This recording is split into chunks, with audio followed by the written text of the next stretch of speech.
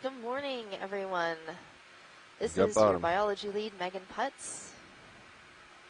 And this is your geology lead, Jeff Ovels. We are currently coming to the bottom at a site known as the Vazella Sponge Grounds. During today's dive, we are going to be looking for Vazella sponges, a type of sponge also known as the Russian hat sponge. A predictive model showed that this area has a very high probability of hosting a dense community of these sponges. So as we get settled out on bottom here, please enjoy this view of some squids. This is some pretty great squid bonanza here, Megan. Can you tell me a little bit about these squids? I'm not a squid expert, but I do like cephalopods. Maybe someone on the line knows a little bit more about the animals we're seeing in this area. Maybe some cephalopod experts or fans out there want to say something.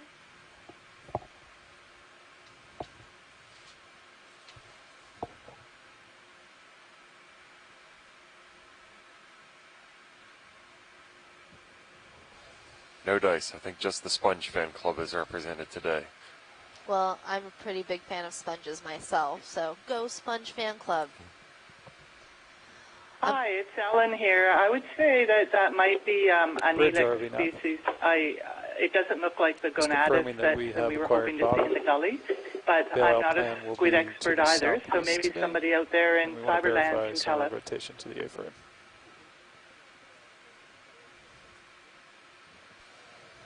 So are those anemones that we're seeing here, Megan? Yes, we're also seeing a number of anemones and some sea pens along the bottom. And I think I've spotted maybe a hermit crab.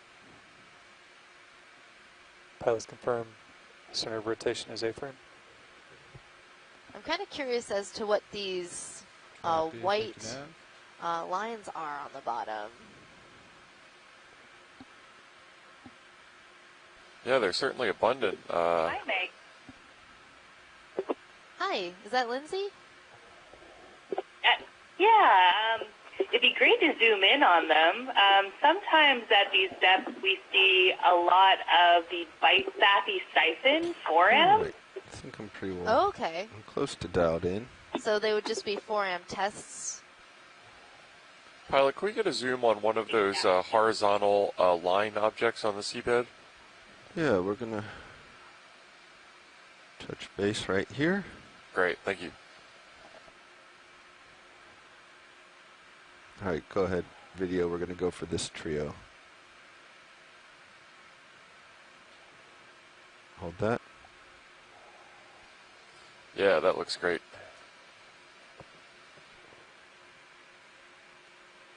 All right, let's frame it with the anemone on the left and the pens on the right, so you can go in a little bit more.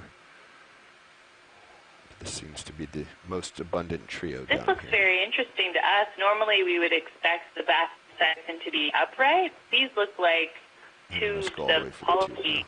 Javier currently taking a look at some online that is similar. Could they also be some kind of mollusk shell, maybe they do look like two worms. A scapopod shell? All right, let's come wide. Well, in the one on the right, we can see some little tentacles sticking out of the end of the tube. Come around. Let's go partial. Oh, so maybe more like a polychaete thing then. It's also interesting that they're laying on their side. Like, I would expect them to be vertical too, if there were animals in them. And what are the fan-like ones that are protruding upright from the seabed? For lack of a better word, antenna sticking out. Let's see if I can't keep coming around. So those are a type of sea pen. They kind of look like a feathered pen of old, and then if you were to pluck it out of the sediment, the end has a long peduncle that would resemble somewhat like a pen you would write with. Radio, let's go in a little bit more. Which is why they see if we can see something pens. Before I touch down and create a mess.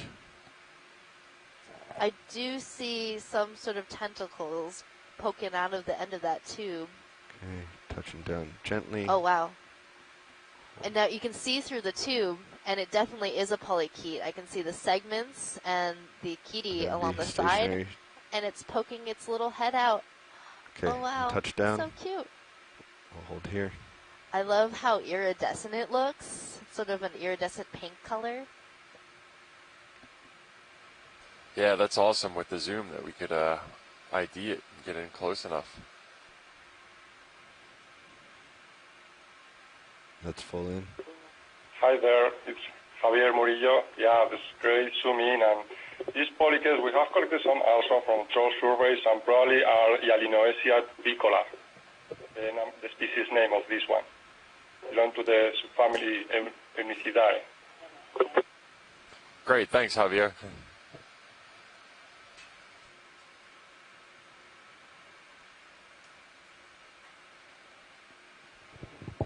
Not sure he's going to want to come out again.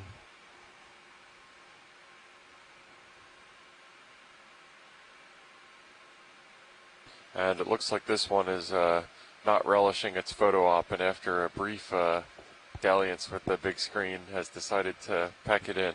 Came out for a second. Negotiating better contract terms, I believe. Pilots have adjusted sonar to 50 and 80 respectively. Those polychaetes. Yeah, we can bring them in closer. To work with. Known to be divas across the industry. All right, let's come out wide. We'll see if there's another one out of this tube later on that we can get a better image of.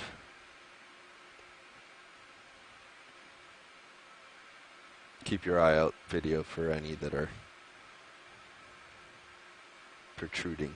All right, so as we're continuing our transect across right this, That's quick snap. just a reminder and some general context for this dive site. Oh, I'm going to hold off on that because it looks like we have one of these polychaetes making a full appearance. Wow. I think this one is feeding or moving itself. I'm not sure what it's trying to do. It seems to be putting its face down into the sediment and moving its tube. Stand by one. Maybe it found a prey item it wanted to feed on. So, Megan, can you tell me a little bit about, these are called tests, right? Do these organisms grow these as the creature itself grows, or how do they come to be?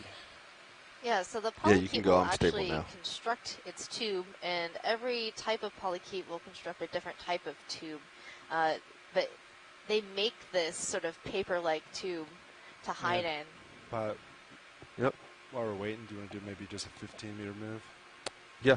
It's basically worm spit. Copy that. 15 at 330. Well, our expert Tina in the chat rooms does describe them as extremely nasty polychaetes that are scavengers and carnivorous. So worm spit tracks with them just being not the most charismatic organisms in the ocean. But we're here to stick up for the benthos that don't have dolphin-sized fan clubs. 345. 345, copy that. So let's do maybe 15 meters at 345. Yeah. Copy that. Well, have you seen that video of the bobbit worms? They like burrow in the sediment with their heads poking just I thought he was going to slightly above the surface and wait for things to pass by, and they'll close their jaws. Yeah, extremely intimidating, and we won't explain what the origin of that name is, but you have Google as well as we do, so.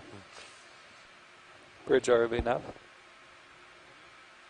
Position request change, please. I think he's coming, so it's... And it looks like we have an identification of the species in our chat room, thanks to our expert Francisco, described them as, I'm going to take a stab at this pronunciation, Hyalinosia tubicola.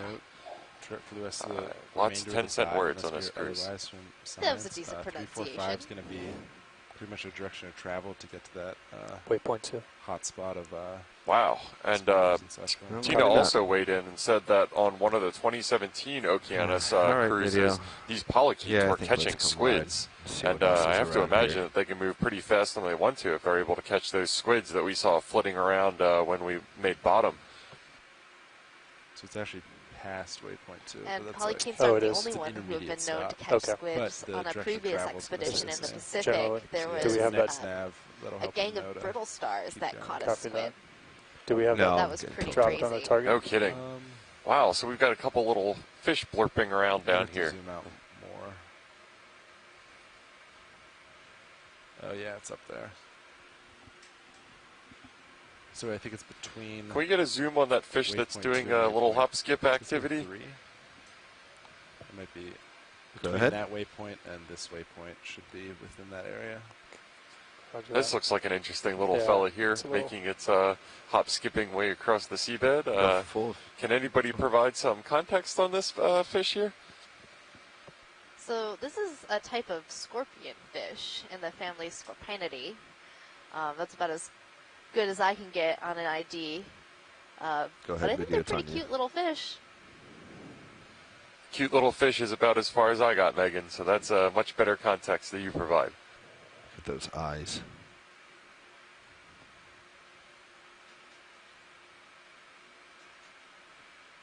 Yep, trying.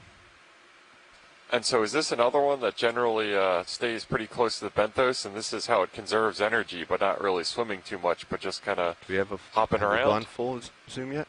Let's see how close we can get. Yeah, these fish do tend to stay very close to the bottom when we'll perch near the bottom or on the bottom, just like this one is doing.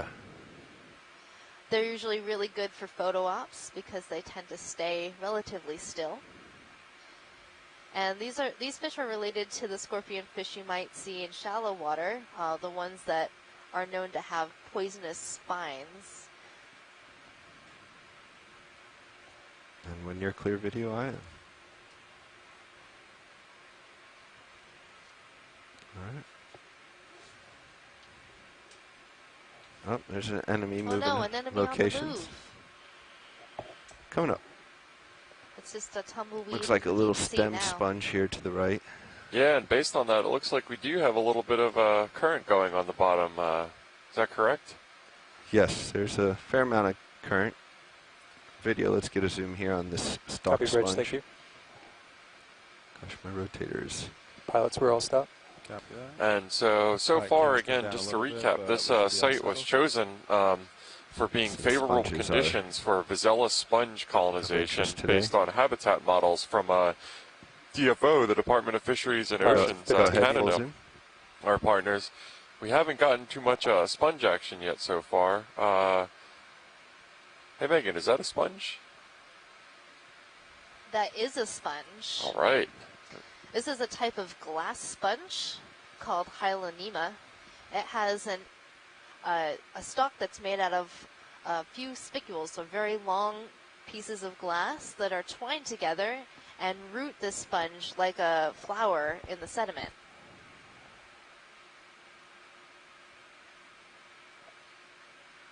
So stop and spell the sponges.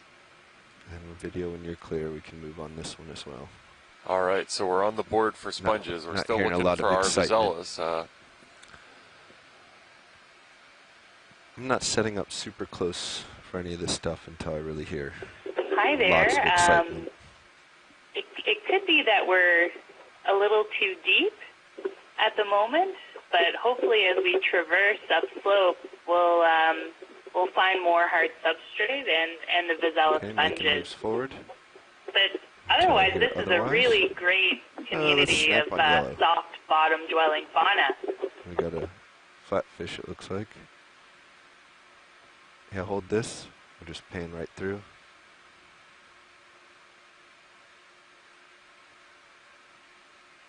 Oh, took me a second. So that looks like a flounder-looking thing. Yep.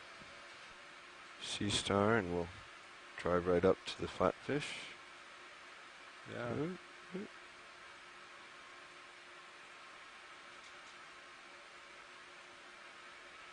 Okay, let's come wide.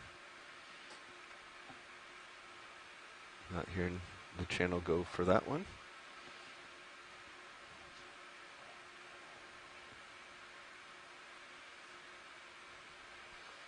Yeah, so as far as the general context of this site and the selection you can zoom of past skids. Thank you. It was chosen based on anomalously high temperatures and salinity, and I say anomalously in terms of the fact that Gulf Stream waters make their way over this site and increase the temperature and increase the salinity a little bit, which are favorable conditions to the Vazella sponge. So that's why this came up as a hotspot on the habitat model, in addition to information from the previous leg of the Deep Connections cruise, which was for seafloor mapping, which identified this area as generally higher backscatter than the surrounding area, which says that relative to the rest of the site in the vicinity, this area was expected to have slightly harder seafloor substrate. That's the kind of stuff that these bottom-dwelling benthic organisms prefer to anchor in. It gives them kind of a firmer grasp so they don't end up like these unfortunate anemones that we see drifting by like marine tumbleweed.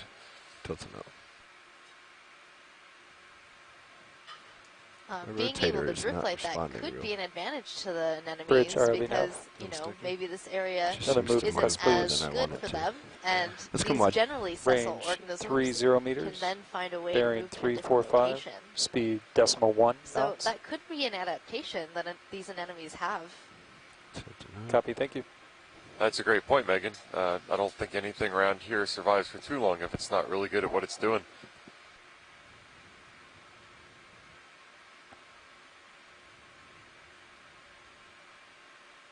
There's a white sea pen.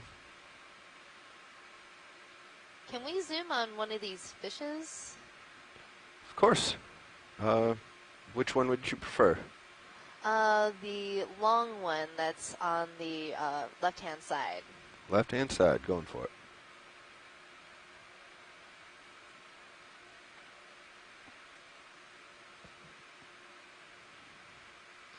So I believe this is another type of codling or fish in the family Moridae. Stand by.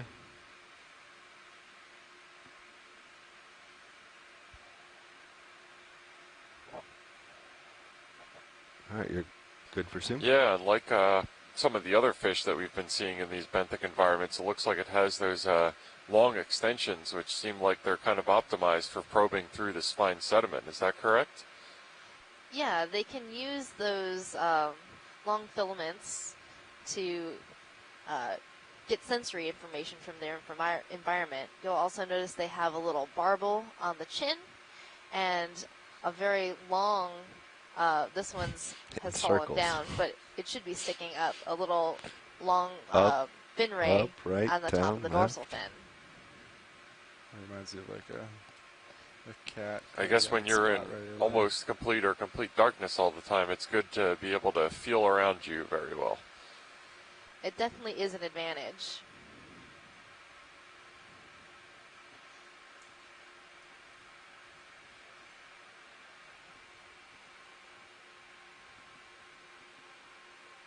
So if I was to guess, you know, about what genus this fish might belong to, I might say Physiculus. But maybe some fish people on the line could give us a better ID. All right, let's let them go. Come on. Now, Megan, a couple times that fish bumped off the anemones and seemed to react strongly. Is it being stung by those cnidarians when that happens? Oh, there's the first for this I would dive. assume it was, because the anemones, like we know, do have stinging cells in them, so when it does brush against, it could be getting a sting. There's a crab on the move. All right, we've got an arthropod here. I'm going to come the other way. Hi, everyone. That fish you're looking at, it's like a long-fin hake. Ficus chesteri is the species that we have around here.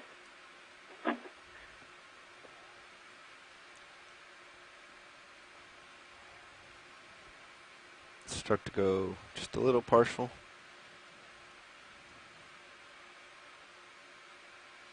This crab only has one cheleped, or he didn't want me to see the front. Looks like he was about but they can grow their claw arms back. Come back other direction. Okay. Yeah, and it's definitely displaying that really distinctive crab movement of going sideways and making its way around. It can't quite seem to decide which direction it wants to go, and it's now taking a break to ponder the meaning of life. Oh. I'm not sure it likes it bumped into the fish. Sorry about the dust. Let's come wide. Let me get into clear. I think this crab's a little shy. The giant ROV is a bit intimidating, perhaps. Looks like an apex predator. Let's go partial now. Let's see what we can get even with the dust. And given that our crab here lost the claw somehow in the past, I can understand the gun shyness.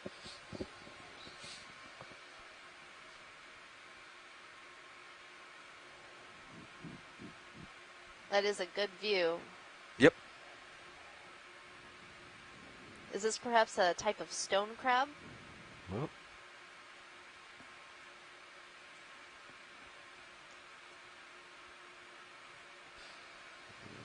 Based on prior consumption of stone crabs in my past, Megan, it certainly appears, at least from first blush, to look like one. Those real stout, squat claws and the dust should also be body out. That looks like that. Definitely not the blue crabs or Calanectes sapidus that I'm used to seeing down New Orleans way. Yeah, I see blue water ahead I like of us, your so nice identification of the blue crab. We are... I did pick up a couple things from the biological oceanography class I had to take during my undergrad, and I know that Latin name means beautiful swimmer as well. Yes, the Calanectes are part of crabs known as the swimming crabs. Their back legs are modified to be flat. Do you think fog lights would help us here? You might be too far down. This crab, however, doesn't have back legs that are flat, but normal walking leg ending in a very sharp point. Now we're getting a nice, good view of the mouth parts of the crab. In 3, 2, 1. Oh, yeah, there we go. Oh, was standing still for its beauty shot for a little bit and then decided enough was enough. There's only so much you can ask from a crab.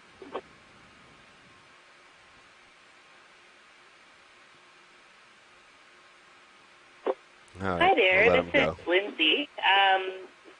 When you guys are zoomed in, we are seeing something that has been of interest to us. They're little curly stalks on the soft sediment, and we haven't been able to successfully collect one, but we see it all over the Scotian shelf, and particularly where we see the sponges. They actually grow on the dead skeletons of the Vazella got sponge. A sponge right in front of us here. So if you guys are zoomed in again, it'd be great to try to collect one, maybe with the suction sampler, because I'm guessing that they may fall apart if you try to grab them with a manipulator arm. Sure thing, Lindsay. If we happen to see another one, just give a shout, and we'll try to collect it. Will do. All right, video, let's go. And we've had some conversations from our scientists on shore in the chat room about the crab who we were focusing on, and it seems that the consensus is this was a Jonah crab that looked close to a rock crab. I'm not seeing a curly stalk necessarily here. Watch leads? No, I don't think I do either. All right, we'll keep an eye out. Let's come wide. Thank you. Our pilot, camera's at 8.5. Yeah, and pilot, can we zoom that white sea pen? Yeah, of course. And then after this, I want to kind of get out of my dust cloud here.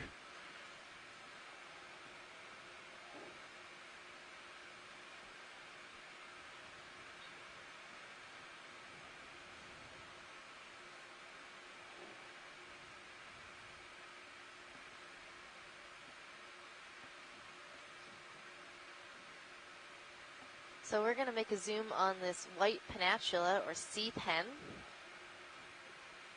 Go ahead, video. They look very similar to the purple ones.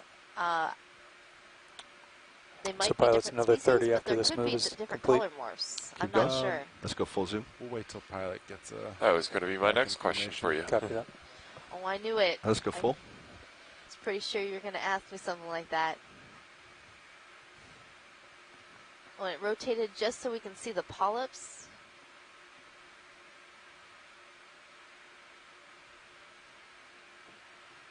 Yeah, Beautiful. Yeah, that morphology just looks absolutely optimized to catch anything that might come its way.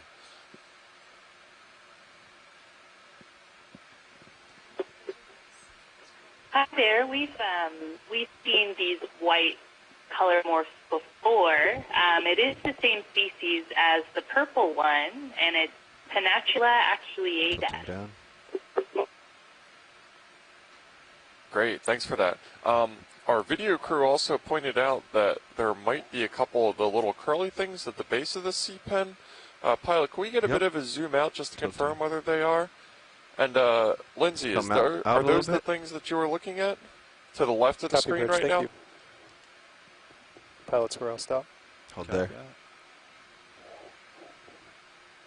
Yeah, pilot, just for awareness. Yes, I think those are it. You see them ahead of the sea pen. And to the right of it, the curl is a little more pronounced there. But yes, I think that's it. And we're really not sure what that is, if it's a polychaete or something else. So it'd be great to get a sample. Great. Copy that, ROV. Can we try to get a suction sample of the little curly Q to the right of the sea pen? Just at the edge. Okay. Yeah, let me get... And let's see, do you want 2? Yeah. Yeah, so stand by for a minute here while our ROV crew gets ready to wide, please. conduct a suction sample on this specimen to the right of the sea pen.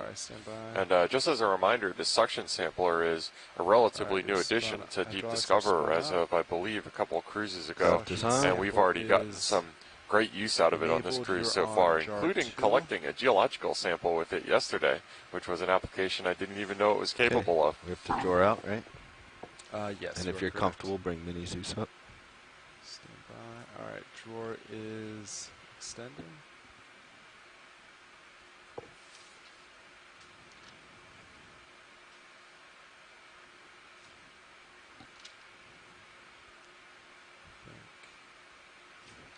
Get it. I think that's about there. Let me get your Mini Zeus up. Sorry. There we go. Mini Zeus is coming down.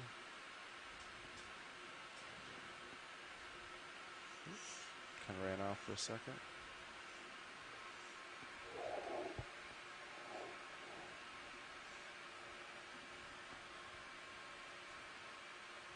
Do you want to draw out a little more? Yeah, sure.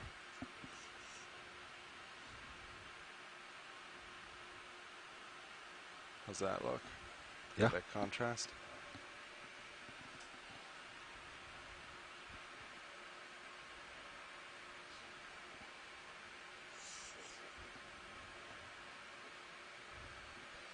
Hey Lindsay, quick question. We're looking to describe this ROV sample in our collection metadata. Do you have a best guess or a dart to throw for the time being for what to call it until we can get it on board and get a better idea? You know what? I actually have no idea, but Tina in the chat thought that they could be 4M, so I would go with that. All right, we will go ahead and do that. Thank you. I think so, yeah. And thank you for Tina for participating via the chat room. It really helps to get these this consensus ID on the fly. Okay. It's very much like our scientific crew on board is a lot bigger than it actually is. It's cool. Okay, and we'll need to retract drawer. Copy that. Retracting drawer.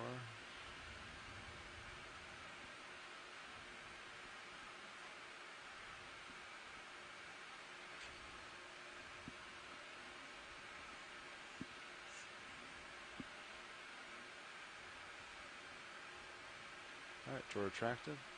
Let me know when you're ready. Video, let's go in again. Yeah, both cameras actually.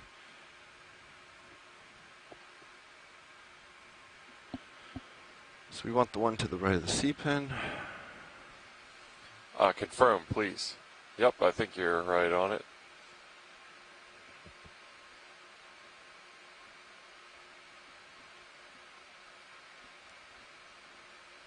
All right, Sean. Ready?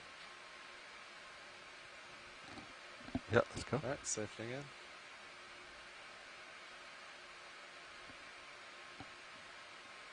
Oh, okay, hold. All right. And for good measure. Ready for more? Yep.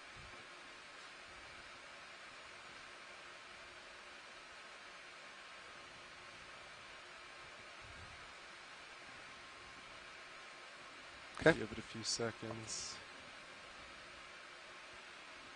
I think that should be good. All right. Were you able to? I was not able to confirm if it went in just because. Pilot, did that go into Niskin 2? Yes, it looked like we got 2 of them into jar 2. Thanks. But yeah, you can see it's fantastic. Dusty, so it looks like our pilots managed to scoop us up a couple of those samples into one of our Niskin sample bottles. So we'll be happy to write in the summary once we write that up what that let's come thing wide ended both up looking cameras, like. Let's get the drawer. All right. That's great. Thank you.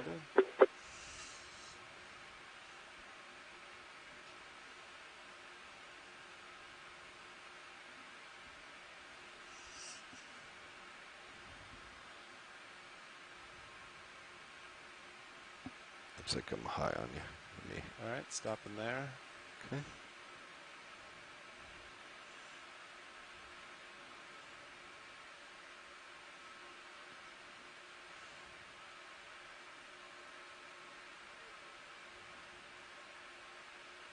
Alright, so we're just going to stow our suction sampler here and then retract the sample sled, and then we'll continue on our way.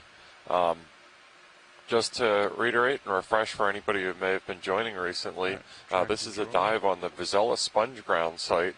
Unlike a lot of our dive sites, it's relatively flat terrain. We're not transversing any serious changes in slope or gradient or elevation. And this relatively flat site was identified as having high probability for suitability for Vazella sponges, also known as the Russian hat sponge. So that's what we're particularly on the lookout for, but it seems so far that we have a pretty active benthic community, a couple small sponges, but not our Vazellas just yet. We're going to continue the transit into some higher backscatter area identified by the last cruise, and the search for Vazella continues. Coming off. So now that we've talked about... Coming up and pushing forward. Oh, I was just going to say, we're still hoping to see Vazella as we traverse to some shallower depths, but we have done some modeling on sea pens across our Scotian shelf, and this area has come out high for probability of sea pens. So it could just be with the slight change in location of the original dive, and the deeper depths that were just outside of the depth range of Vazella in this area.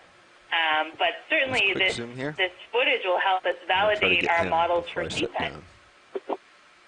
Great. Well, I'm glad it's going to use in that case. Okay, inching up. Hey, Lindsay, would you be able to give a pretty high-level overview of kind of the modeling that you do that identifies these hotspots for us to sample and explore? I think I'm at my limit.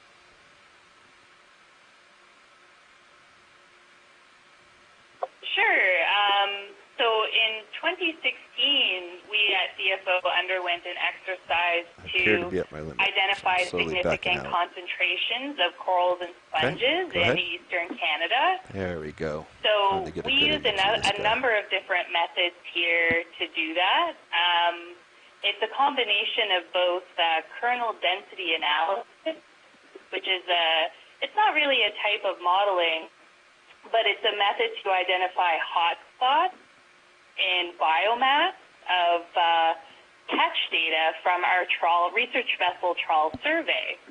So that was one type of method, and we combined that with species distribution modeling, which, unlike the kernel density analysis, the modeling work incorporates the relationship of your occurrence data, and in our case it was presences and absences for various sources.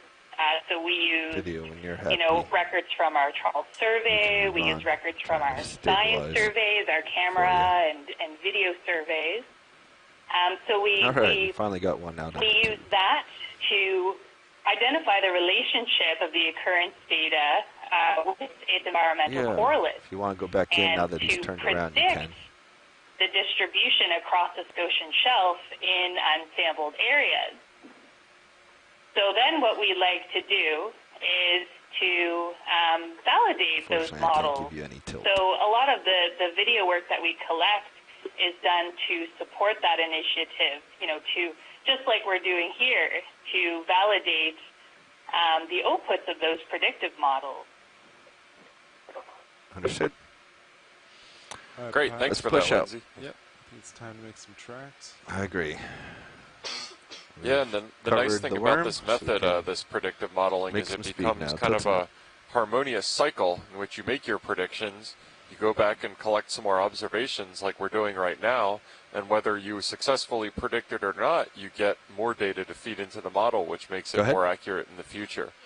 It's a great supplement to field observations like we're doing right now, and really leverages and serves to give second purpose and second life to data that was collected either for this exact purpose or in the past not for this exact purpose. Yeah, 30.2.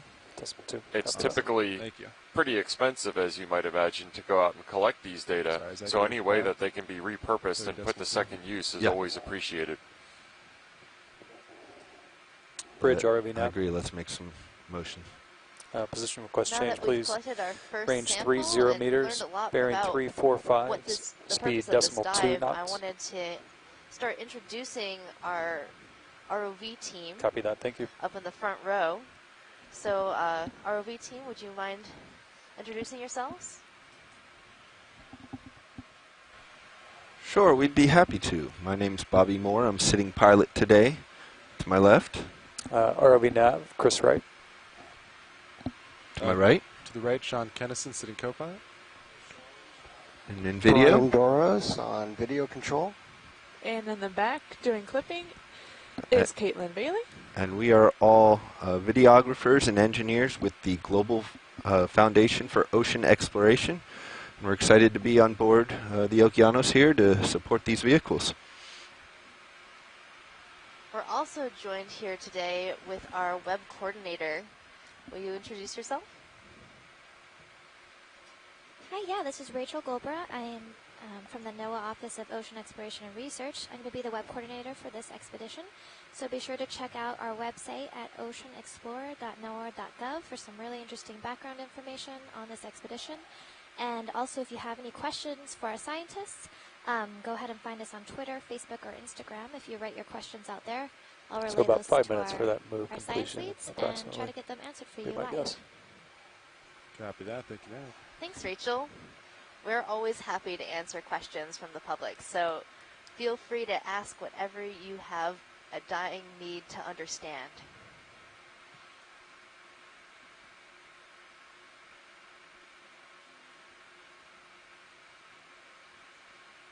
Video, quick snap here, if you would, just as we pass by. It's different looking.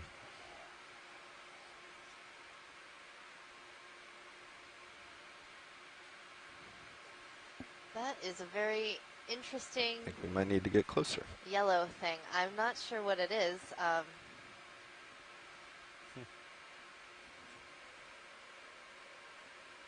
It almost looks plant-like, doesn't it? It does.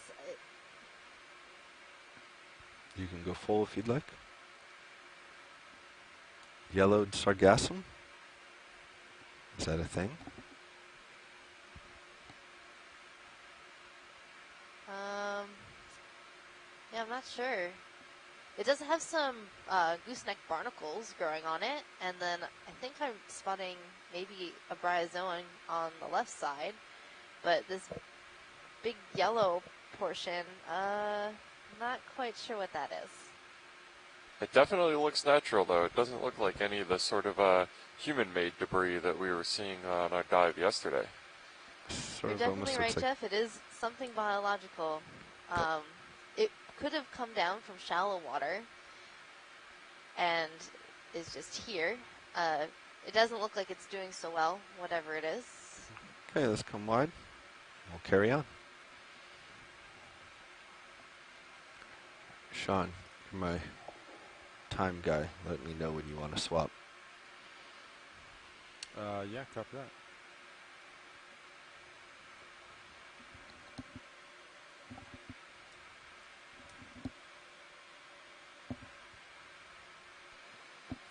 Yeah, so we're making our way. We have a gradual increase of elevation on this cruise, not as dramatic as some of them where we're going upwards of hundreds of meters on a single dive. But this one we're at about 350 meters water depth right now. Our lower deep discoverer body is right now. And hopefully the hope is that we're gaining a little bit of elevation on this cruise, which will put more into the optimum depth range of the Vazella sponges that are the apple of our eye. So that yellow material we were just looking at does look to be plant material. In our chat room, we have our scientists conversing about it, and they definitely agree that it's probably some sort of plant. Tina Moletsova was saying that it might be fucus or ascophyllum. So some type of plant material from shallow water. Okay, thank you again, Tina. And it looks like on the screen right here we have something that I can get a little excited about. It's a rock. I love rocks. And this one in particular, from conversations with some of our colleagues at the Canadian Geological Survey, pointed out that they were expecting and thinking that there might be some glacial effects. We're in relatively shallow water depth, so even though glaciers haven't been in this area, gotten down to this water depth, you still tend to see some modification of the seabed from previous iceberg activities in the past. So that would be chunks of ice that detach from the glacier or land ice and float out to sea. What that rock could have been would be something called a drop stone. And that's when there are rocks that are being plowed and carried and trained within icebergs. The icebergs float out to sea, gradually melt, and the rocks that they transported at their base get released and deposited in areas that otherwise you wouldn't really expect to see much large clasts or rocks like we just saw a couple of. So maybe Calvin could weigh in on whether that might be the case or something else. Either way, it's a little bit of a breakup from the otherwise fairly featureless fine-grained sediment that we've seen characterize this dive thus far.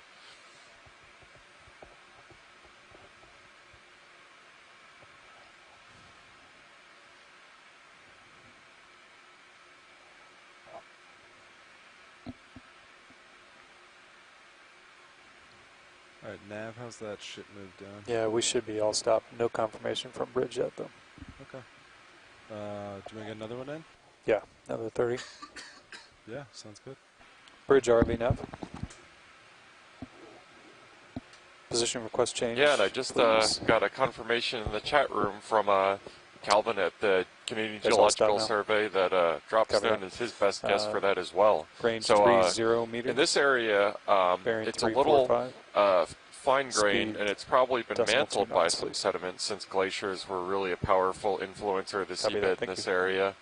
One of the other things that we might see in areas that has had less fine-grained sediment accumulation would be scours from the keels of icebergs, possibly in shallower depths. And especially in glacially modified areas closer to shore, those are really dominant modifiers of seabed morphology.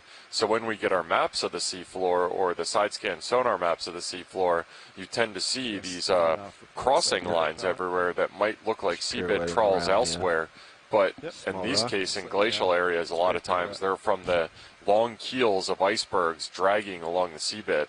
Really, really powerful modifiers of the geologic environment icebergs are.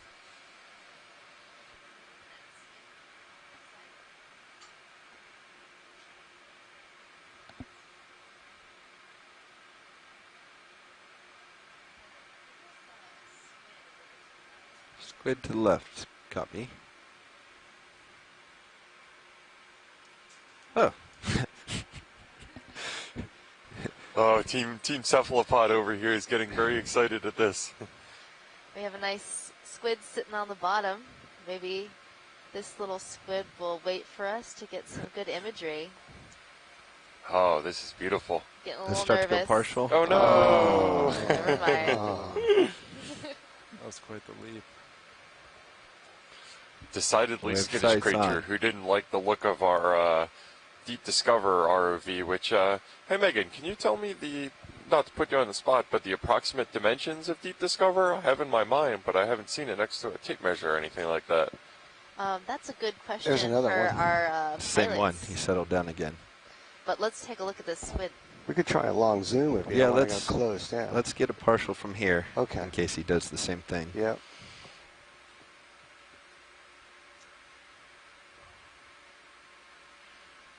Okay, moving in. Pilot, is it possible to get lasers on this? Yeah. Lasers are on. Great, So thank you. The lasers that you're Lasers seeing off. are 10 I'm centimeters slowly apart, moving so in. 4 inches. You can do the same. Yep. This little Good, squid tilting up. is just a little bit larger than that.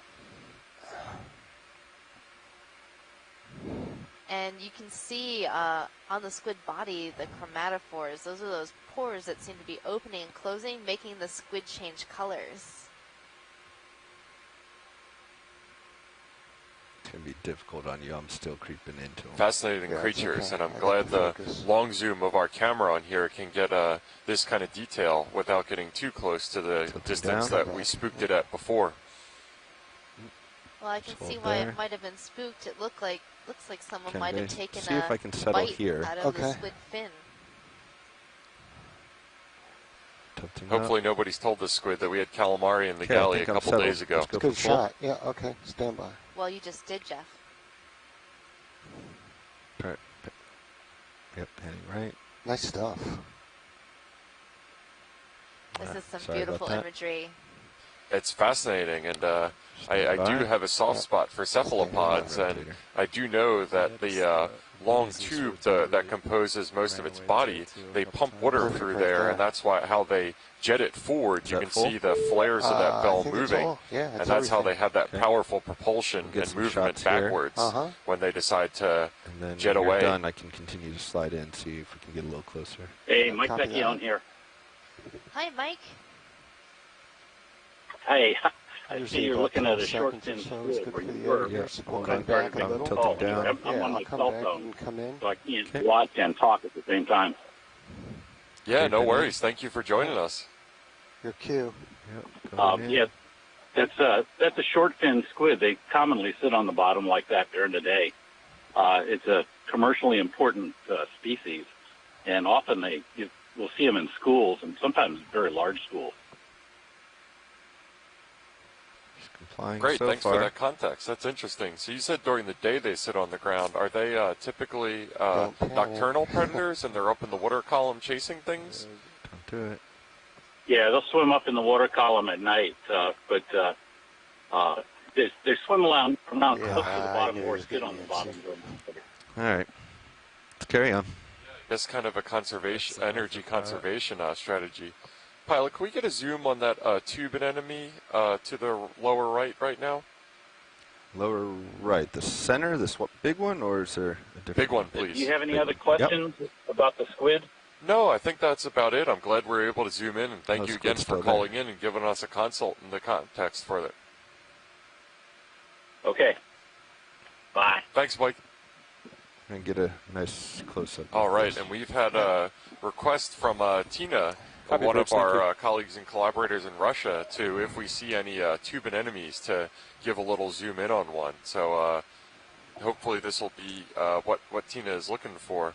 a little bit of a zoom in measurement. Go ahead. This is a rather large tube anemone, with the tube extending out above the sediment surface. Can we get lasers, please? So one of the defining characteristics of a tube anemone is this second set of tentacles in the center of the disc. So you have your outer tentacles that are the long ones, and then you have these shorter tentacles around the mouth. Yeah. And it looks like this specimen, based on the lasers, is just about 10 centimeters wide at the body, and then let's go back in. Picture those sideways, about 20 centimeters tall. Stand by. So I can line you up. The lasers are great because sometimes scale is really hard to communicate with this method of observation. Tilting up just there. And those look like the secondary tentacles that we were talking about. Yep, those are the secondary tentacles around the mouth. Should be good. I think I'm settled out. Video, let's get our 12 seconds, and then it can come out just a hair, I think, right? All right. We'll frame the top of it. And coming back. Yeah, right there.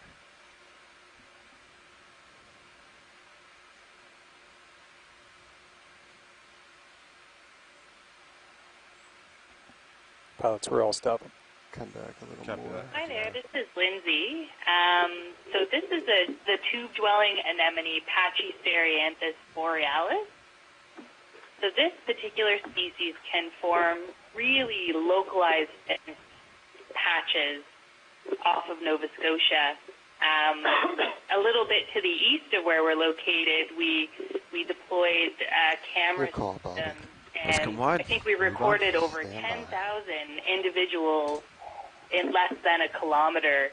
So we might start to see them in higher densities as we keep going. All right, looks like that's a lot. Our squid and our couple crabs. And it definitely is. We can see a increase, it looks like, in the biological community here as we're getting a little rubble field. So this might be an area where a large iceberg or two had a lot of drop stones that contributed Snap on this fish, because I don't think we've seen them yet. Stand by. And now that we're seeing all these drop stones, there's a big aggregation of fish. So fish often like to associate with topography. So like when you see rock outcropping or boulders, they tend to gather around these areas, and that's what we're seeing right now. A lot of scorpion fishes, and then a number of anemones on those rocks. All right, let's carry on. Absolutely, and just to say again, we got a little crab coming out from the rocks as well, just making its way very bossily through those fish. Coming back. And I should also mention, as I said a couple times, is that seeing these kind of rocks or this rougher seabed isn't exactly a surprise. Our mapping leg that we had last time, led by our colleague Shannon Hoy, did identify this area as relatively high backscatter. So we would expect to see a little bit rougher seabed, and I think that's kind of what we're seeing right now. Bridge ROV nav. Another move request, please. Range 30 meters, bearing 345, speed 2 knots. And that's a great point from Calvin at the Geological Survey of Canada, who made in the chat room, is that that large patch of rocks that we just saw locally could also be the berm of an iceberg scour that I was talking about a couple minutes ago. So when the trough gets dug out from an iceberg scour, that gets filled in relatively quickly with this fluffy sediment that we see around. But the corresponding hill that forms on either side of the scour could be what we were just seeing in terms of these rocks. It's a little harder without having a quick snap here. Push another move on the white object. These are just context clues that we operate on. That's good enough. Based on what we're getting from the video. Come on. View when he's like starting to push forward. Yeah. And then he can in the next 20 seconds can like stretch out to where it needs to be. Yep. Usually that works unless you hear like a quick, can we look at that, and then we can pause, but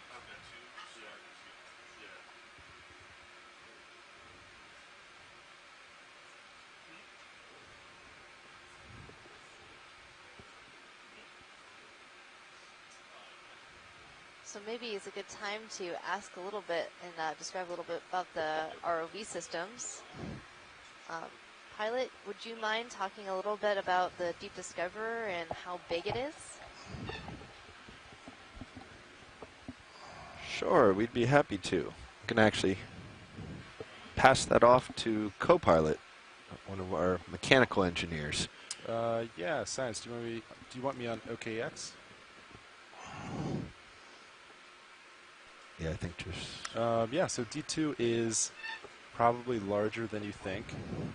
If you were standing in front of D2 and spread your arms wide, maybe about 8 feet wide, approximately 10 feet tall, and maybe 14 feet back. It's actually, a very large vehicle. And the weight is actually just shy of 10,000 pounds, roughly. And that can be adjusted depending on different types of equipment and buoyancy we need that's required from the vehicle. So there's always a plus or minus a couple hundred pounds there, but roughly just shy of 10,000. But the interesting about D2 is that D2 actually floats in the water and is actually a couple hundred pounds buoyant. And that's done by the foam pack. It's called syntactic foam, and it's the large white portions on the top of D2. And even though the foam itself is still very heavy in air, but it actually floats very, very well in water. It's very buoyant, and it counteracts the rest of the weight of the frame and other equipment we have in D2 and provides that buoyancy that we need. So, yeah, it's a quick overview on size and weight of D2. Anything else you need, let me know. Thanks. That's great. I've also been noticing in the video that each one of these tube anemones seems to have a fish trying to hide at the bottom. This fish coming up here, I think is a little too big for hiding underneath this anemone. Not much hide-and-go-seek success in this one's past, I think. That's how a dog would play hide-and-seek. Yeah, and so Sean, just at this step, relay you that feeling those moves relevant with almost our shy squid earlier, I think like a 30 seconds, 10-foot-long, 10,000-pound vessel is probably interpreted as something that could eat that squid, so understandable that it didn't want to hang around too much. It doesn't help that all of us think it looks a little tasty. Wonder So if there's hermit gonna be crab? calamari for lunch again. I think so. Stand by our video. I'm going to see if I can come around, get another angle. And we got a skate, yeah, I think, in the background. Interesting flatfish over there.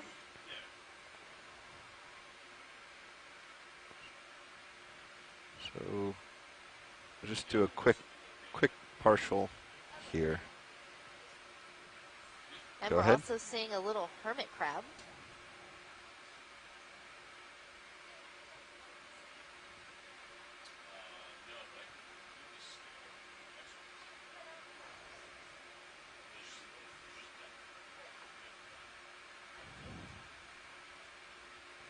So that's a neat little crab. Now, Megan, I'm harkening back to something. I think it was on yesterday's dive. No, it might have been the first day's dive when we saw that porcupine spidery crab, and I think I recall you or somebody on the line saying that that's pretty strongly genetically related to the hermit crab. Is that correct? Yeah, that's right. They're a lot more related to those I think that's king probably crabs good. than they are related to, say, brachyurian crabs like your Calanectes sapidus. I'm going to pop over this crab and head on to the flatfish that was in the background. Of hermit crabs are actually modified Pilots to fit inside the shell. Awesome. So they don't actually have a hard carapace there, but it's really sort of soft and leathery, so it can fold itself into a shell, and it has modified claspers that can hold that crab body within the shell so they can contract and hide their body.